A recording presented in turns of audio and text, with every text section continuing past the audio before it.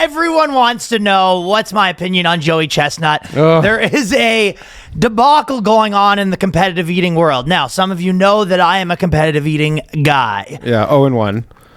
Well, I'm not a participant. Okay, if I'm the biggest basketball fan, that doesn't mean I have to beat Michael Jordan. No. In this case, I'm Michael Jordan. No, you're Wilt the Stilt is what you are. You just had a physical advantage. It's me playing basketball against Shaq playing hot dog eating against this cow. Listen, this guy's such a cow. I think his fucking Nate the Hoof Cleaner's about to get to him. Give me a pedicure from Nate the Hoof Cleaner. So, just to tell you what exactly is happening, and obviously I just want to say before any of this, obviously I back Joey Chestnut. We stand with Joey. We stand with Joey, no For sure, question. no question. So what happened was Nathan's hot dog eating competition is in a pickle where they are like the main they're the main event of the sport. Yep. But they're also a brand. So they can't decide because they said, and basically Joey Chestnut, what he did was he made a deal to represent some vegan hot dogs, impossible hot dogs. Feuds, and then the Nathan's hot dog eating competition just said you're banned. Yeah. He just found out about that. They didn't even hit him up trying to give him more money for the offer or try to beat it. Now, I will say before I go in on Nathan's, it's a bit of a weird move from Joey Chestnut to try to do the impossible. There's lots of other brands he could have done. I think what Joey Chestnut likes, he likes people thinking he's nice. Like, remember there was protesters and he sort of like pushed them out of the way and everyone was like, fuck yeah. I think he really didn't like that energy of people he wants people to think he's like a family friendly guy. He thinks all the right stuff. And you know again, what I mean? he's just going to be like, he probably got a crazy offer from Impossible Foods. And Right. There's obviously a money component of it. that is the component here. I don't know. I think he's getting sponsorship offers right and left. Yeah, but I'm sure Impossible was like, hey, we're going to give you, because I think he got the way I picture it is Joey Chestnut just opens his email every morning. McDonald's, Burger King, Arby's, everything, you name it. Yeah. Maybe. And then they just kicked him out. Yes, obviously it was a money thing. And we lost the Japanese dude this year. Well, that's what my whole point was. This is Kobayashi all over again. Yeah. I mean, it'll be crazy. You think he'll do the Kobayashi move and go set up like next? No, Joey Chestnut's not like that. He's I'm telling you, he's a knows family he's the guy. best. But this is what Kobayashi was. He was like the top guy at the time. Yeah. And they were neck and neck. And then basically Nathan's wouldn't let him do it because he didn't want to do an exclusive contract with Nathan's or something like that. And then he set up across the road and eat more hot dogs in the same time to prove that your competition's worthless because you wouldn't let me in it. Now, people make the argument that it's sort of like UFC. It's like you can't just be in two leagues. However, it's not like that. It's if UFC was like a clothing brand and you could only wear those kind of clothes and the whole thing. It's kind of like how brands make TV shows or whatever, right? Yeah. So they make it's weird because you're like, it's not an exclusive to the league, but they have a lot of he goes and competes in other leagues. He doesn't compete in other leagues. He competes in other competitions. Oh, but that's like not so like still considered. I mean, there isn't another league. The other thing is like you compete in this. And the next best thing is you're in the you're in the fucking Manitoba Crab Leg Fest. It's the fucking big drop off after Nathan's. Yeah. So some people say that they have a monopoly, but the monopoly pays people like $200,000 a year or whatever. Pays him. It's kind of like WNBA. It's like that's where you make all your money is doing all the sponsorships, right? Right. And I do see their point where they're like, well, the whole point of this is to promote Nathan's hot dogs, so you can't go promote some other hot dog eating brand if you're the top guy. However,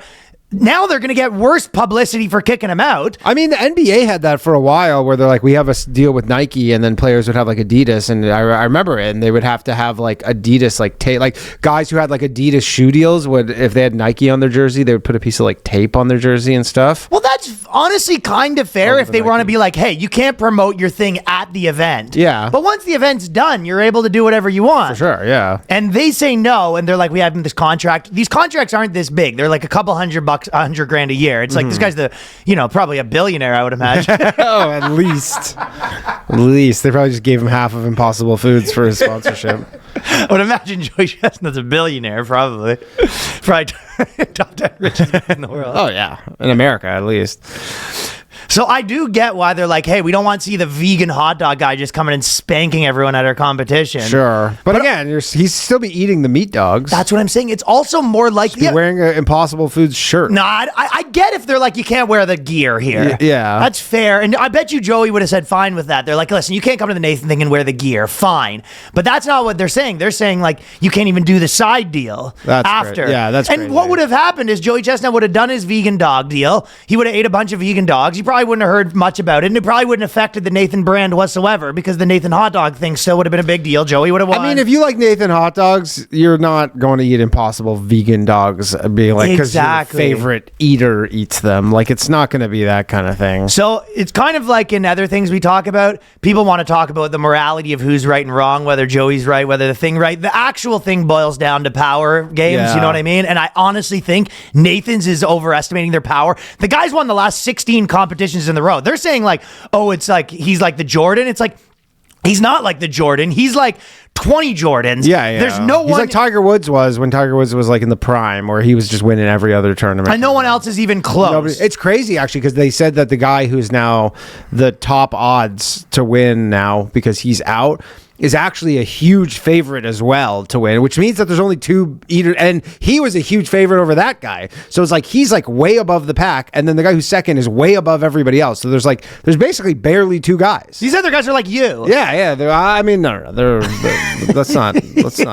I told you when I went, there is a bunch of guys that are just like straight up like bodybuilder types, or just like big fat like lumberjack types, just big ass guys that can eat a lot. But I don't think they're classically trained the way Joey is. No. And it's a different skill. It was gross to watch. There's just like guys with big beards and they just have so much fucking. It's actually pretty gross. I mean, it was gross to do it. Well, it's not gross to watch with him though. When you watch Joey Chestnut, you're watching an artist. Yeah, for sure.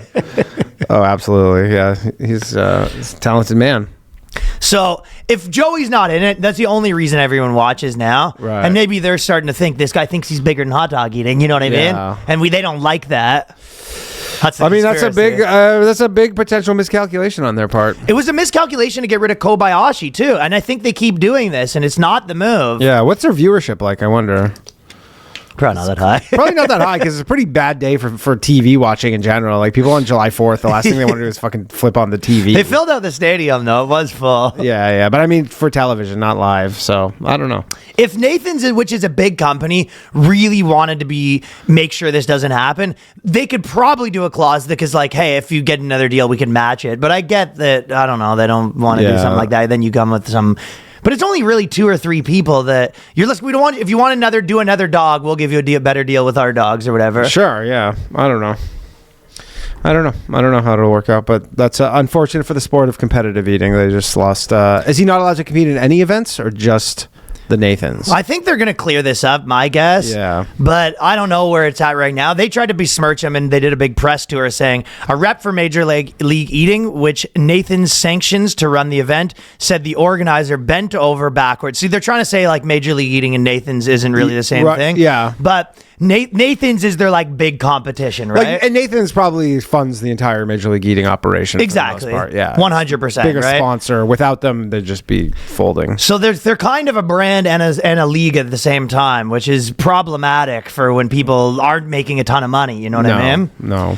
And said the organizers bent over backwards to meet Chestnut's various other demands. And it was like, you should be bending over backwards for Chestnut. He's the sport. Yeah, he's the whole thing. Well, I mean, nobody can name one other guy other than Kobayashi, maybe, but like who's not even in it. But besides Joey Chestnut, nobody can name a person. It's kind of like the people making like Fast and Furious number 12, and like every single one's made $1 billion, and they're like, we have to bend over backwards for Vin Diesel. It's like, yeah, you probably should. Yeah, like there's no movie without him. So unfortunately, that's the dynamic right now is Chestnut. But their thing is like, no, Major League Eating is going to be just as big without Chestnut. There's going to be a dip in viewership.